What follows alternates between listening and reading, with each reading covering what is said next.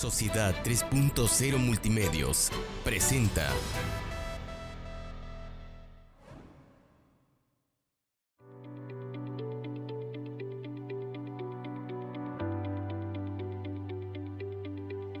¿Qué tal, amigos? Muy buenas noches. Esta es una emisión más de un programa especial de Sociedad 3.0 Multimedios, Frente a Frente. Y hoy tenemos un invitado de lujo, mi amigo, el diputado Omar Miranda, coordinador de la fracción parlamentaria del Partido Acción Nacional en el Congreso local y quien recientemente, sobre todo en las comparecencias que acaba de haber en el Congreso local, de los secretarios de despacho y del gobernador del estado, pues ha tenido una participación bastante destacada, pero atrás de eso, atrás de todas estas intervenciones hay una larga trayectoria del diputado como servidor público, es decir, y como miembro activo de Acción Nacional. Omar, gracias por estar con nosotros. Gracias a ti, Carlos. La verdad es que siempre para mí es un gusto, es un honor sobre todo, pero un placer compartir este espacio que nos brindas. Aparte, recordar la amistad que nos une ya hace algún tiempo y la verdad es que es algo que a mí y que me siento privilegiado de verdad de contar con tu amistad y es recíproco, por supuesto. Y muy contento de estar contigo aquí en Sociedad 3.0 y listos para platicar. Estamos casi cerrando el año, ¿no? Estamos todos ya con este final de año tan difícil, Carlos, que en enero supongo que casi nadie teníamos idea de qué iba a pasar, ¿no? Sí, fue un año muy complicado, tremendo, ¿no? Muy complicado, que además se vio agudizado, Omar, por unas autoridades de salud que no actuaron correctamente, por unas autoridades de desarrollo económico que tampoco apoyaron al sector empresarial, tanto a nivel nacional como estatal, y esto ha generado que la crisis de salud y la crisis económica que conlleva esta pandemia, pues se haya multiplicado, Omar. Así es. El mal manejo ha sido un tema importantísimo. Ahora que platicamos el tema de las comparecencias, en la comparecencia específica del secretario de Salud, pues tienen esta idea o esta inercia de decir que ha sido una estrategia exitosa la que ha propuesto, la que ha promovido, la que ha implementado la Secretaría de Salud, no solo a nivel federal, sino dicen aquí a nivel estatal.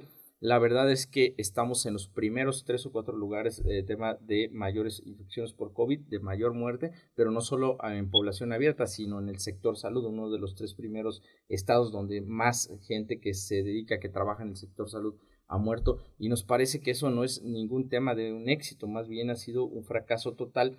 Y eso lo dijimos claramente en la comparecencia del secretario de Salud, y luego cuando estuvo el gobernador en el Congreso, pues nosotros hicimos de nuevo referencia a este tema, a este supuesto éxito que ellos tanto pregonan, y donde nos decíamos, bueno, no sabemos si en realidad el secretario lo que quiere es llevarnos al primer lugar de muertes, y eso será ya en realidad algo extraordinario, ¿no? Como lo dijeron desde el inicio de esta pandemia a nivel federal, que hablaban de 6,000, de 12,000, de 20,000, escenarios catastróficos de 60,000 muertos. Bueno, hoy estamos más allá y hay que tomar en cuenta que son las cifras oficiales, Carlos. Hay una cifra, digamos, yo le daría negra, en la cual hay muchas personas que han muerto y que han sido diagnosticadas de muerte por neumonía típica, por temas renales, por temas cardiorrespiratorios, y no es finalmente el COVID, y muchos doctores dicen, pues lo que tuvo que ver ahí es directamente un tema de COVID. Fíjate que ahorita que estás mencionando este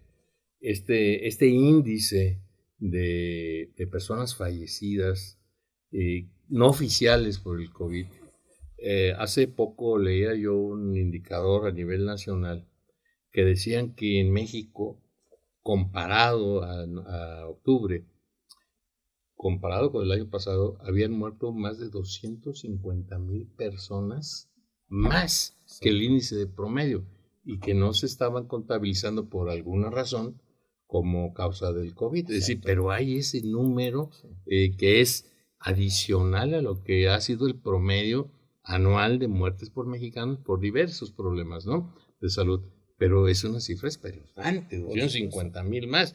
Yo no sé cuántos sean en Veracruz más, pero seguramente no son lo que nos dicen únicamente las autoridades de salud, ¿verdad? Claro, sí. Entonces estos números oficiales de 100,000, y todo, pues en realidad de más de 1 millón de contagios a nivel nacional, de más de 100,000 muertos, seguramente deberíamos fácilmente multiplicarlos por 2, probablemente, ¿no? Entre menos Y yo pruebas creo hay, que a lo y mejor te hasta quedas corto, y porque entre según menos muchos pruebas hay, analistas. menos datos de contagios podemos tener. Entonces, pues una pandemia mal manejada, pero no solo en el tema de la salud, Carlos, en todos los temas, en el tema del desarrollo económico, en el tema de la seguridad, en el tema del empleo.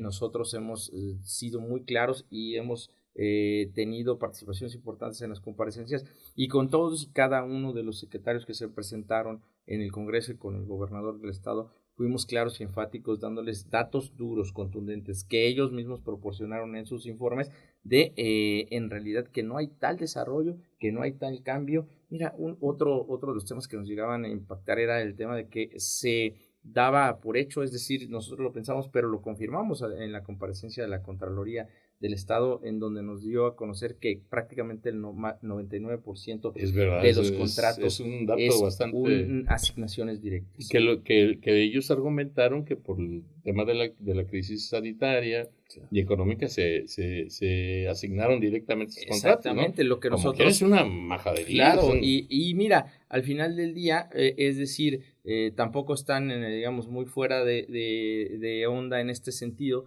de que lo que hacen en algunas ocasiones, lo hemos visto en muchas ocasiones, es que lanzan una convocatoria pública, se inscriben las empresas, la declaran desiertas por ciertas situaciones que ellos mismos proponen, y después terminan asignándola a otra empresa o inclusive a una de las mismas que ya habían participado, ¿no? Algo que parece increíble, es decir, participan 20 empresas, declaran desierta, después esta misma adjudicación la hacen a una de estas De las mismas que se supone que lo cumplían. licitaron. Bueno, esto es increíble. Así se las juegan, así se las gastan, y lo que hemos visto en Veracruz, en realidad, ahora con este manejo de la pandemia, mal manejo de la pandemia, pues es un aumento en el tema de la criminalidad también, de los crímenes de fuero común, muy difícil. Nosotros vimos desde el inicio, Carlos, el primer tema era el tema de la salud, pero de ahí venía el tema del empleo, la economía, y derivaría finalmente en un tema de seguridad, que es como digamos que son como 3 ejes que van como en el dominó, en cascadita, ¿no? Cae uno, cae otro y cae otro, y al final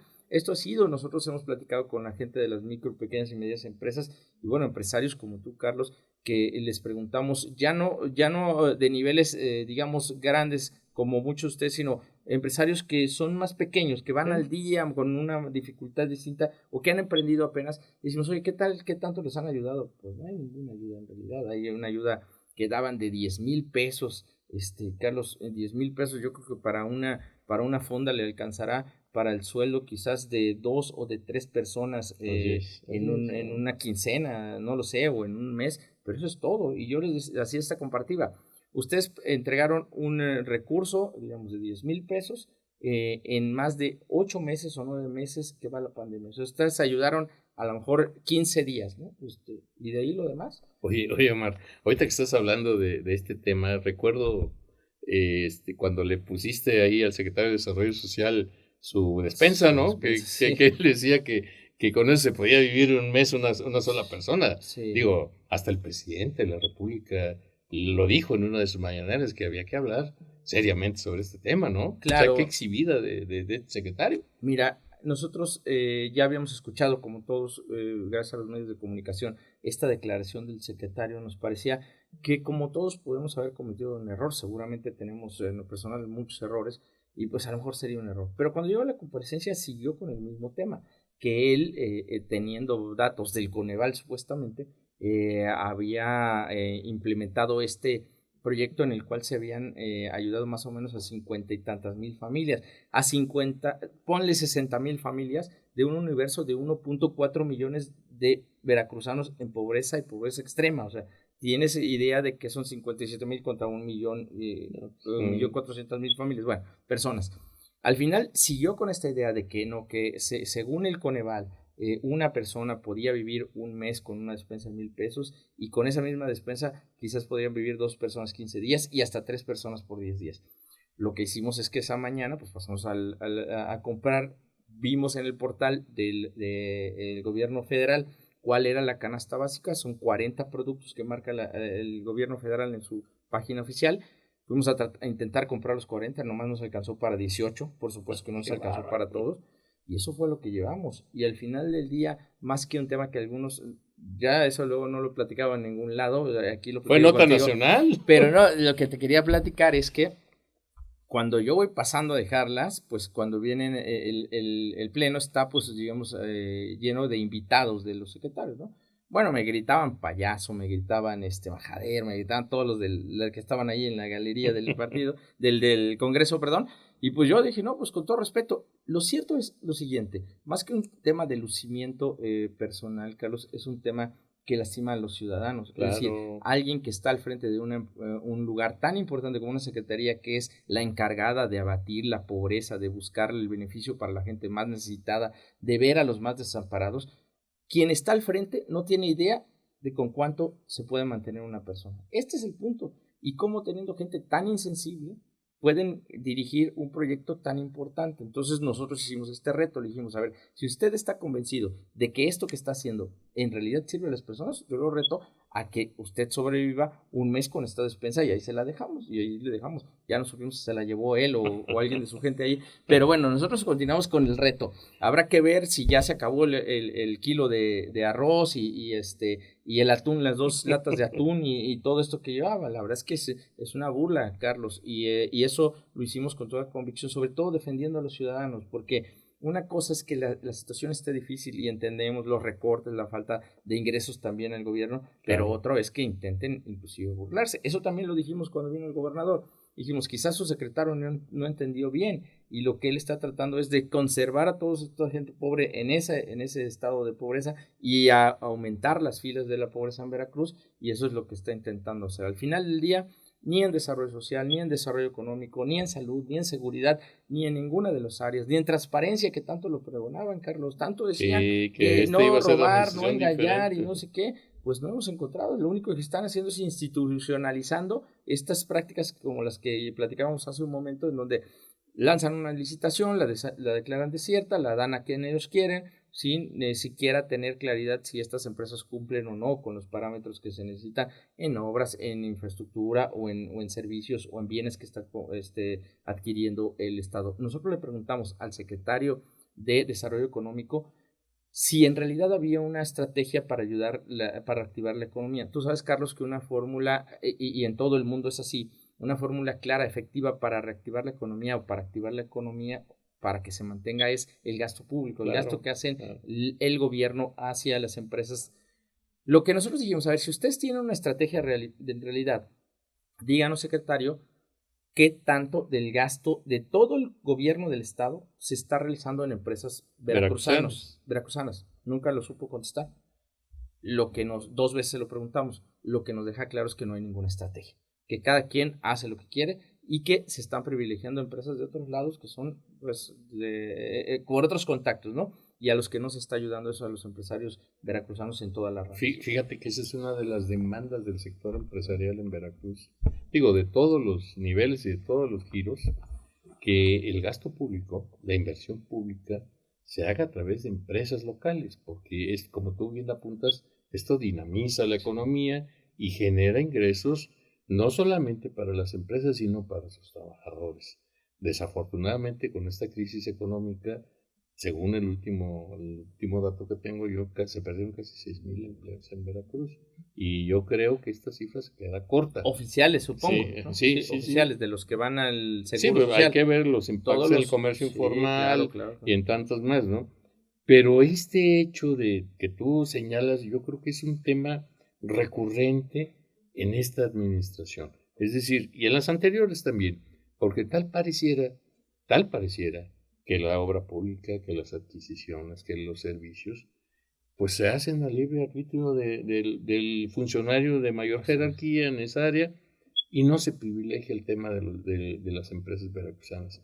Y en este contexto, Mar, ¿cómo ves tú la economía de Veracruz desde la perspectiva como coordinador parlamentario de tu partido? ¿Cómo se ve ahí el tema de la economía en el año 2000, el que viene, 2021, ¿no? Sí, bueno, de entrada muy difícil.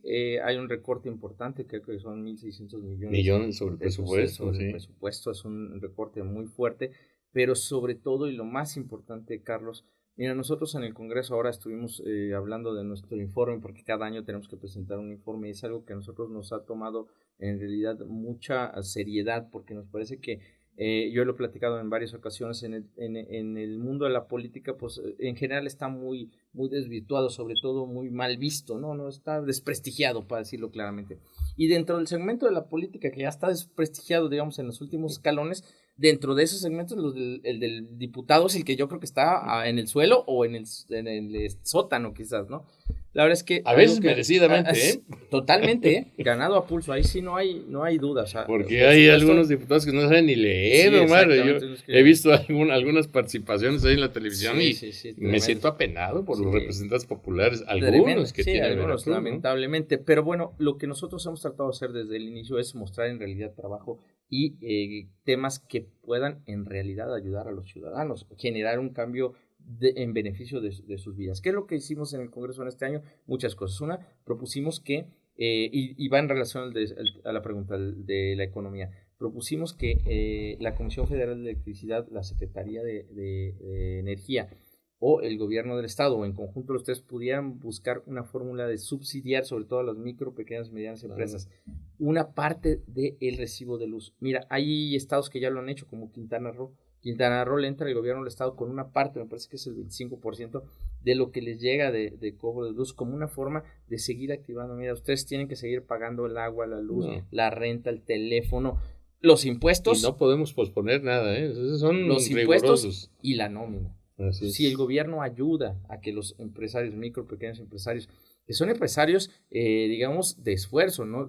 No quiero decir que los otros no, pero no estamos hablando de los Slim y los Azcarra y todos, y además luego piensan eso, ¿no? Depende el 85% del empleo. Entonces este gobierno no lo entiende, no entiende que hay que ayudar a las micro, pequeñas, medianas y a las empresas en general para que sigan generando empleos y a partir de eso no se detenga la economía. Esto no está pasando, por lo menos no en Veracruz, sino a nivel federal. En algunos estados que no son de Morena, para decirlo claramente, pues sí, hay esfuerzos de los gobiernos estatales ayudando en eso, pero acá la veo muy difícil, sobre todo por eso, un recorte importante del presupuesto del próximo año y una falta total de una estrategia de apoyo a las empresas que son las que generan efectivamente 7 de cada 10 empleos formales y todo lo demás que significan los empleos informales, ¿no? Claro. Me parece que estamos viendo un panorama muy difícil, sin embargo, pues lo que hay que hacer es dar ánimo, buscar como sí, nosotros pedimos eso, mira, y luego nos decían, oye, es que a lo mejor ustedes nada más piden por pedir, porque como no están en el gobierno, no. A nivel federal se extinguieron varios fideicomisos que ya todos sabemos por miles de millones de pesos. En Veracruz se extinguieron por lo menos 8 fideicomisos que por lo menos significaban 513 millones de pesos. El tema es que entre ellos el tema del Fonden, el tema es que este recurso se iba a ocupar, dijeron, para el tema del COVID, de esta pandemia. No sabemos en qué se ha ocupado. Nosotros decíamos que se ocupe directamente para apoyar a la gente más necesitada. Nosotros pedimos también el tema del ingreso básico universal, un tema que ya habían tocado en el Congreso Federal y en el Senado de la República, en donde se pedía que, a diferencia que el secretario que dice que con 1,000 pesos vive una persona, nosotros pedíamos que se garantizara para las personas más pobres, más necesitadas, en casos como este de la pandemia o a otras eventualidades, se pudiera garantizar una renta básica de 3,600 pesos por persona, que eso es lo mínimo que podría tener alguien para sobrevivir en un mes, ¿no? Para el tema básico, que cada una de estas personas lo recibiera. Y eso también está en los presupuestos, es decir, podría estar ahí. Lo que pasa es que hay una terquedad en el tema de estas grandes obras que no se ven ni si caminan para adelante o para atrás o están estancadas. El Tren Maya, el tema de la refinería, el tema del aeropuerto, que al final del día se están llevando muchísimos recursos y que pues ellos han decidido ponerlas por encima inclusive de la vida de los ciudadanos y eso no se está cumpliendo lo que ellos han pregonado tanto tiempo de primero los pobres, primero los más necesitados. La verdad es que ya estando en el poder ellos están demostrando que lo último que les importa pues es la gente más necesitada y es muy lamentable, Carlos. Yo veo un panorama difícil, pero tenemos que enfrentarlo. Oye, Omar, estoy recordando ahora lo de la reforma electoral. Sí. Tremendo revés para el gobierno, ¿no? A pesar de que pues según el gobierno, bueno, según el Congreso, la fracción mayoritaria de Morena del Congreso local, pues avasalló en la votación y todo esto. ¿Cómo ves ahí el tema? Bueno, primero nosotros estamos realmente, es como un tanque de oxígeno, y te voy a decir por qué, Carlos. No solo porque se manejó mucho el tema de que a los partidos lo que le interesaba solamente era el recurso, que también ahí, si me permites, ahorita haré alguna anotación, que el ahorro que se producía por esta reforma en realidad era un ahorro muy, muy pequeño, de 0.1% en relación al total del presupuesto. Pero bueno, eso ahorita lo platico. Lo que nosotros desde el inicio estuvimos señalando es que, como lo acostumbran a hacer mucho Morena, lo que hacen es que llegan, proponen las iniciativas, las cabildean, ni siquiera las cabildean, las pasan por las comisiones express y ni siquiera dan los dictámenes como marca la ley, con 48 horas de anterioridad. En este caso fue la misma situación.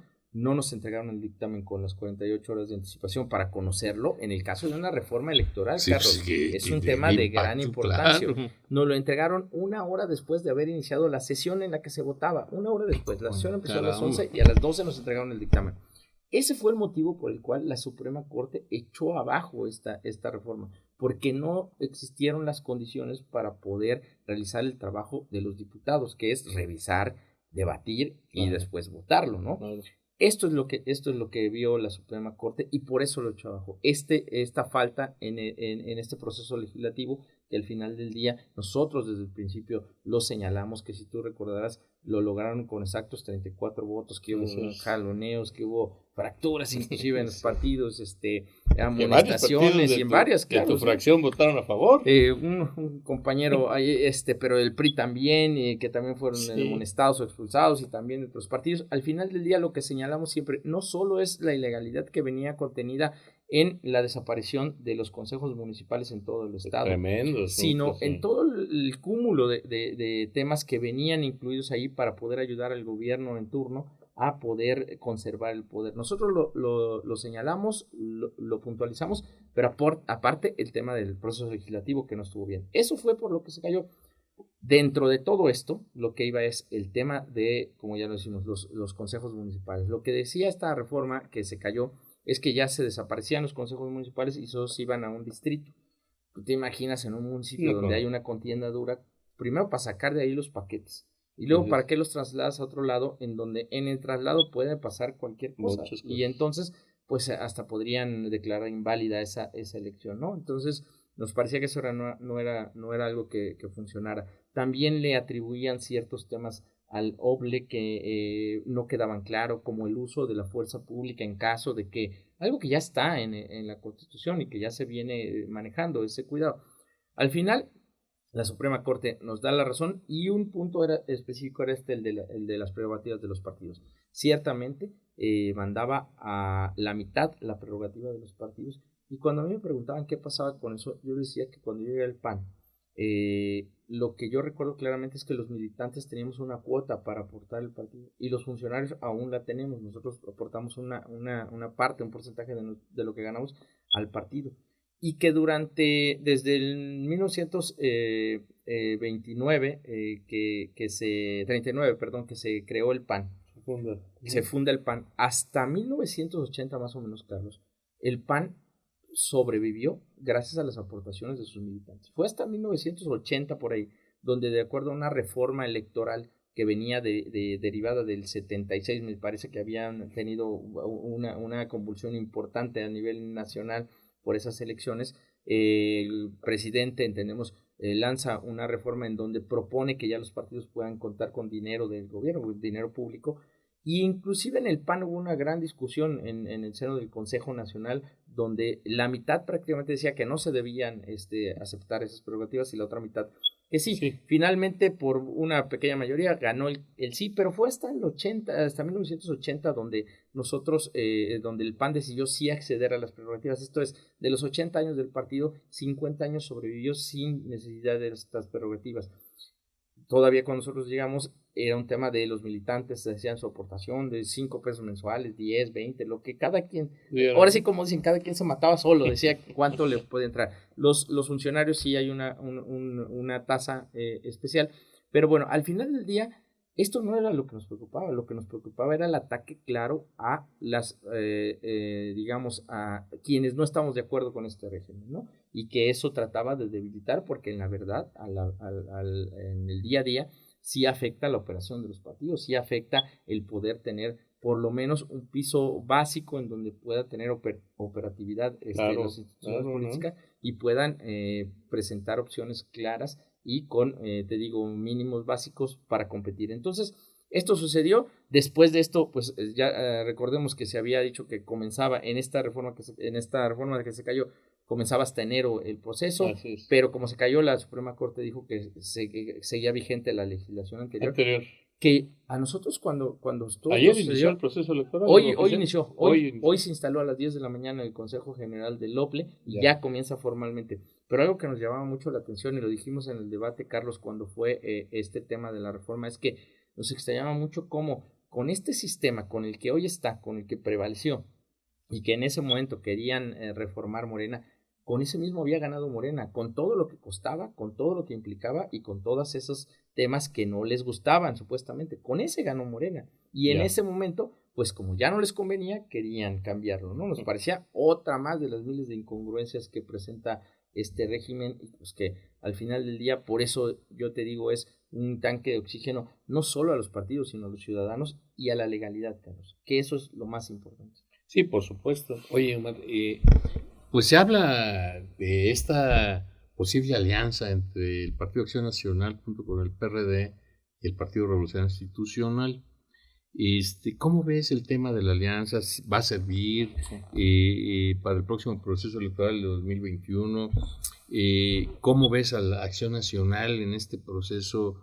Porque de todos los partidos de oposición, sin duda, el PAN es el que tiene mayor presencia en la sociedad. ¿Cómo se ve desde tu punto de vista esta posible alianza y este proceso electoral que viene? Sí, claro. Mira, exactamente, el PAN es la segunda fuerza política a nivel nacional y a nivel estatal en Veracruz. El 2018 se contaron con un número de votos muy importante, un récord histórico. Pues. Sin embargo, no fueron suficientes para poder superar a Morena. Desde mi punto de vista personal, Carlos, más allá de lo que está pasando, existen muchas voces que hoy nos señalan y dicen, ¿cómo es posible que esto casi dicen que es antinatura, que es un monstruo lo que está aliarse con el PRI, sobre todo? ¿Cómo es posible aliarse con el PRI, con quienes han cometido tantas tropelías y tantas cosas malas? Pero sobre todo quienes combatieron a los panistas desde hace mucho tiempo. Y bueno, con PRD ya tenemos una historia, 2017, 2018, reciente, ¿no? 2016, 17 y 18, en donde hemos podido unir fuerzas. Y yo tengo una visión muy clara, Carlos. Precisamente sí hubo diferencias, precisamente sí hubo agravios, sí hubo enfrentamientos, sí hubo señalamientos, sí hubo un combate hacia la corrupción que representaban en algún momento las personas que estaban ocupando cargos públicos. Sin embargo, hoy en día lo que nos convoca a este tema es digamos, un tema mucho mayor, que es el poder tener contrapesos en el Congreso Federal, totalmente necesarios. Lo que hoy nos convoca es un riesgo, yo diría un gran riesgo, de que Morena siga teniendo en su totalidad el control en 19 cámaras locales, en los gobiernos estatales, en los congresos estatales, en el Congreso Federal prácticamente, y prácticamente en el Senado, que ahí les cuesta un poco más. Lo que hoy nos convoca es ver a los ciudadanos que nos ven, a los empresarios, a los agricultores, a la gente que se dedica al comercio, y nos dicen, tienen que juntarse para poder hacer un contrapeso, para poder dar Hoy el reto es que tenemos enfrente un gran desafío, que tenemos un gran riesgo, hay que decirlo claro, si las cosas siguen así, no se ve algo que sea halagador, un futuro halagador para nuestro país, y eso es lo que nos une, de tal manera que tenemos que dejar atrás nuestras diferencias, dejar atrás y dejar de mirar el pasado y ver hacia el futuro y ver por encima de nosotros. Y hay una que digamos, me gusta cuando me preguntan, bueno, pero ustedes panistas, ¿cómo es posible que ustedes sigan en esta idea con todo y que estos argumentos que yo te digo? Carlos, en el PAN hay 4 preceptos básicos que tienen, digamos, que sostienen la doctrina del partido, que es un partido humanista. Uno es la solidaridad, otro es la subsidiariedad, otro es el eminente respeto a la persona humana y el otro es el bien común. Esto lo conoce mucha gente como tú, muchos que han estudiado el tema de los partidos, pero en realidad lo conocen bien los que sí son panistas, no los que dicen ser panistas y que no tienen ni idea de qué se trata el pan. Hay muchísimos, pero bueno. ¿Y qué significa el bien común? El bien común significa elegir el bien que ayuda a todos, a la mayoría, encima del bien personal, del bien particular. ¿Qué es lo que está haciendo hoy el PAN? Está poniendo en práctica el bien común. Está tomando una decisión de poder dejar de un poco de lado, no olvidarlos, pero sí poner en el centro a los ciudadanos, a los veracruzanos, a los jalapeños, a los mexicanos, y decir, vamos a unir fuerzas con otros y poner a un lado todas las diferencias, buscar cuáles son las coincidencias y estamos buscando el bien común, que el bien común es en realidad lograr estos contrapesos. Está entonces, al final del día, en realidad cumpliendo con un interés superior, ¿no? Por supuesto hay un interés superior, que al final del día nosotros estamos en un partido porque creemos que es una herramienta que sirve para mejorar el tema de todos los ciudadanos, no solo de los que creen en el PAN o en el PRI, el PRD o en Morena, no es que... Entonces, esto es lo que en realidad creo, que esta alianza debe ayudar a que podamos tener contrapesos. Claro, hay mucha gente que no le gusta, otros dicen, ¿por qué lo hacen? Ahí está, digamos, la explicación clara, porque el reto que tenemos enfrente es un reto de verdad de un peligro mayor, de un peligro mayúsculo, que lo dijimos desde el 2018, que lo dijimos desde 2016, desde 2010, cuando cada vez que Andrés Manuel estaba, digamos, buscando la presidencia, y que hoy ya lo están descubriendo muchísima gente que confió en ellos, que dio su voto, que tuvo la esperanza en esta supuesta transformación, que en realidad de transformación para bien no ha habido nada, Carlos, ha habido un retroceso claro, y entonces la gente hoy está viendo todo lo que sucede y entiende que al final del día se necesitan unir fuerzas para hacer contrapeso, que no para exterminar a nadie, que no para acabar con esto, porque eso no va a pasar. Lo importante en estos temas de gobierno es poder tener pesos y contrapesos que puedan ayudar a que el gobierno vaya mucho mejor, ¿no? Y que no quien esté al frente pueda hacer exactamente lo que le dé su gana sin tener nadie y ninguna fuerza que pueda ayudarla, no detenerlo, sino ayudarlo a llevar por un mejor camino los políticos. Oye, Mar, pero en este contexto de la alianza hay muchas cosas que negociar, que afinar.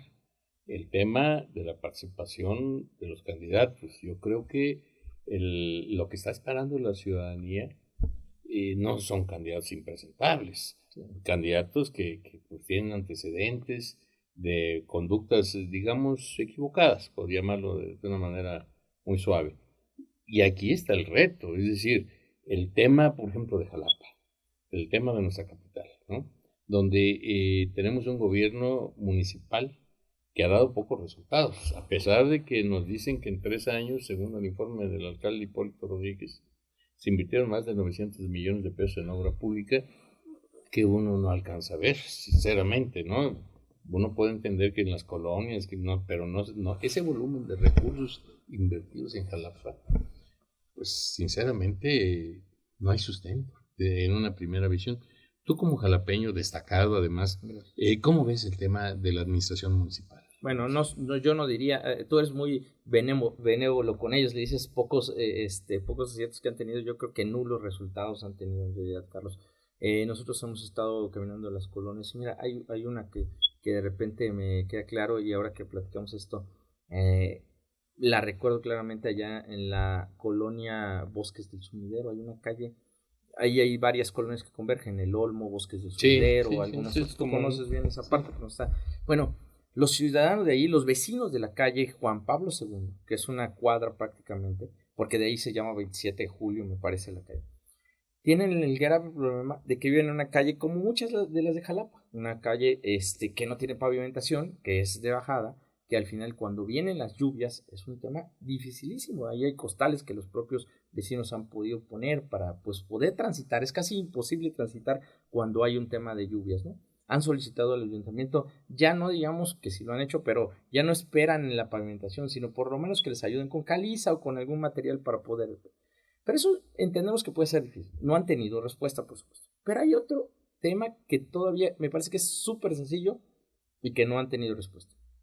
Al estar entre dos colonias y al hacer estas partes anteriormente ejidos, pues de repente no tienen claro, van al ayuntamiento y le dicen, oye, pues yo vivo en la calle Juan Pablo II de la colonia Bosques del Sumidero. Y dicen, no, pues esa calle no existe. Bueno, entonces dígame cómo se llama mi calle y a qué colonia pertenezco. Pues llevan ahí todo lo que va de la administración y no han podido darles contestación. No han regularizado la tenencia de la tierra. No han dado contestación. Ese es el nivel de efectividad que tiene este ayuntamiento, Carlos. O sea, nomás con eso te das idea de que si a alguien no le pueden decir ni siquiera cuál es oficialmente el nombre de su calle, su número y la colonia, pues no saben ni dónde vive esta gente que trabaja en el ayuntamiento, ¿no? La verdad es que es algo tremendamente de preocuparse. Y así por todos lados, y como dices, no vemos por ningún lado estos 900 millones de pesos que tuvo que echar mano el alcalde de datos de 3 años, porque de uno pues no hizo nada. No Oye, hizo ninguno. Estoy recordando una noticia que salió ayer en Sociedad 3.0 de las placas que están poniendo para que los leos lleguen, los leos puedan leer, ¿no? Que le cambiaron el nombre a Carrillo Puerto. Se pusieron Andrés, y tremenda ignorancia, ¿no? Que te habla de cómo están las cosas ahí adentro. Es tremendo, Carlos, no solo en eso, en el tema de la basura, en el tema de la basura, nosotros hablamos con nuestros amigos que son del sindicato, pues, gente que trabaja ahí, y decíamos, oye, ¿cómo van? No, pues con muchas dificultades, compraron unos camiones que no sirvieron, no sirven para Jalapa, pero aparte de los 540 empleados de limpia pública municipal, me parece que unos 120, 140 tuvieron que retirarse de sus casas por el tema de la pandemia, gente mayor de edad, gente que está en riesgo, ¿no? Bueno, pues los demás tuvieron que quedarse a echarle el resto, a sacar la chamba de todos los demás. Y luego les bajaron el sueldo y luego no les pagaban un bono. Y tú dices, imagínate si son estas personas que cumplen una labor importantísima en una ciudad, que son los que no se detuvieron ante la pandemia, que siguen yendo por la basura, porque ahora hay más basura en las casas, me parece, con que estamos ahí todos los días, pues sí, hay mucho más desecho. Bueno, este tipo de datos, Carlos, nos da cuenta de que pues esta es una desadministración, no es una administración, es un desastre, ¿no? Es un desastre total, lo cual lamentablemente es en detrimento de todos los que vivimos aquí, Carlos, todos los ciudadanos jalapeños, en la capital de uno de los estados más importantes de nuestro país, de la tercer número de población. Vemos una capital, ayer hablaba con unos amigos de los que se dedican al tema de los hoteles, dicen, a ver, está vacío nuestro hotel, está vacío, no tenemos para cerrar el año, o sea, porque no hay, o sea, no somos ni siquiera Veracruz, que a lo mejor algo un poco más llega por turismo, o eventos acá no llega nadie, ya estamos tremendamente ocupaciones del 5 o 6%. Así es, no les alcanza ni para pagar los servicios. Entonces, todo eso tú lo puedes mirar y dices, ¿dónde está el beneficio? ¿Dónde está los más de 1,600 millones de pesos de presupuesto de la ciudad? Así es. O sea, y uno luego no entiende el tema de la planeación, de verdad, da grima enterarse que en octubre el presidente municipal le pide a Banobras 37 millones para hacer 3 tanques de agua y obviamente se lo niegan porque no cumple el procedimiento, pero en cambio hacen una ciclovía que cuesta 17 millones de pesos y que no es prioritaria para la ciudad. Es decir, como que andamos al revésados en el tema de las prioridades, ¿no? Ahí te das cuenta que no tienen la menor idea de lo que se trata la administración pública, el servicio a los ciudadamos, cuando ese dinero podría haberse ocupado para las colonias más necesitadas o para reactivar la economía. ¿Cuánto han pedido los empresarios jalapeños ayuda a la gente del comercio, ayuda al ayuntamiento, y no han tenido nada? Lo que sí han tenido han sido señalamientos del alcalde en donde se les acusa de que son personas que solo se dedican a ver su beneficio, al lucro, ¿no? Increíble. O sea, esas declaraciones que cuando menos no son recomendables en esta etapa, ¿no? Donde necesitamos generar empleo, necesitamos reactivar la economía. Omar, personalmente, ya inició un proceso electoral, dices que hoy a las 10 de la mañana se instaló el consejo. ¿Qué sigue para Omar Miranda? ¿Cómo ves el tema? Tienes una larga trayectoria en el servicio público, te conozco desde hace cualquier cantidad de años, siempre un tipo responsable, con actitud proactiva, con ganas de participar. Vas a seguir participando porque como diputado terminas el próximo año, ¿no? Así es, Carlos. Nosotros, terminamos este segundo año. El tema de la diputación termina en noviembre, en octubre, sí, finalmente en octubre, exacto, en los últimos días de octubre, y el próximo año tenemos un proceso que lo he escuchado a muchas personas, podría ser el proceso más importante de la historia de nuestro país en la época las elecciones moderna, más concurridas, cuando menos. Sí, porque es más importante porque al final del día se definirá si esta transformación, que no ha sido más que una gran decepción, continúa con esta gran mayoría y con esta gran fuerza que tiene, o puede tener un equilibrio y podemos ayudar a los partidos de oposición a que esto mejore en la realidad.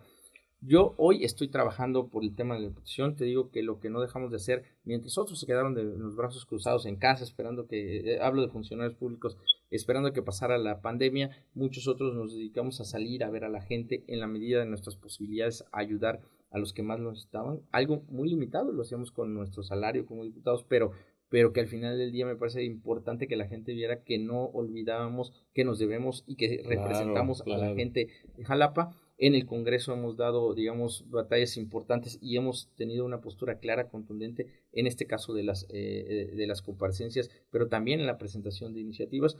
¿Qué es lo que yo creo? Que por supuesto, como a todos nos gustaría contender y seguir trabajando y seguir sirviendo en alguno de las posibilidades que hubiera el próximo año. Ahora lo que falta es que se termine de concretar el tema de la alianza, ver qué sucede, si será flexible o no, en dónde iría el PAN, cuáles son los que encabezaría el PAN, cuáles encabezaría otro. Y en cuanto salgan las convocatorias de nuestro partido, que yo supongo que serán por allá de enero, finales de enero, algo así, pues yo estaría, por supuesto, interesado en conocerlas y, por supuesto, en la posibilidad, como siempre, de seguir ayudando y ver si entonces nos inscribimos a alguna de las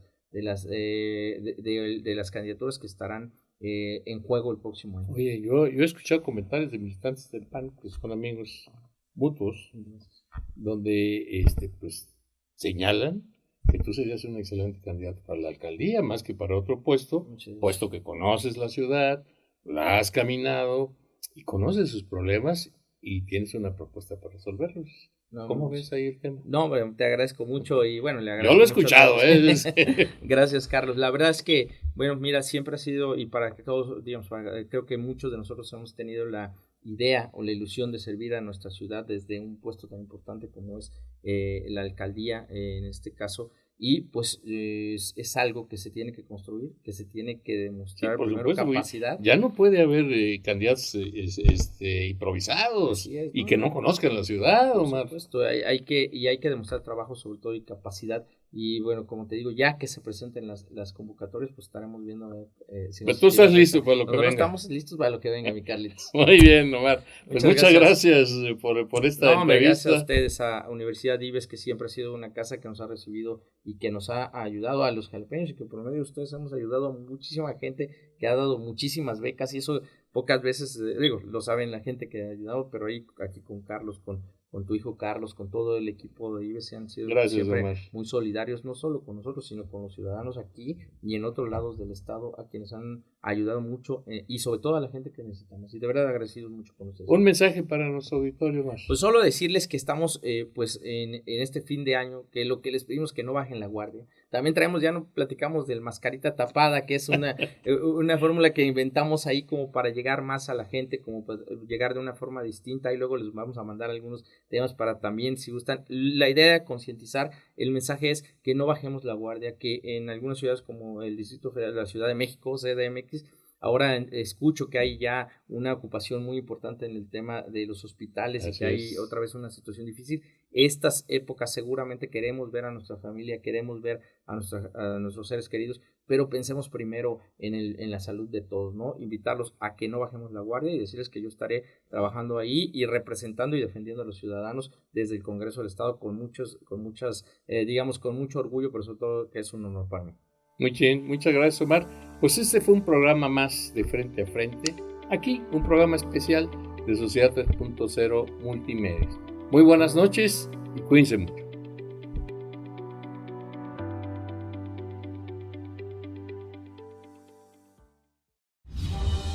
Sociedad 3.0 Multimedios presentó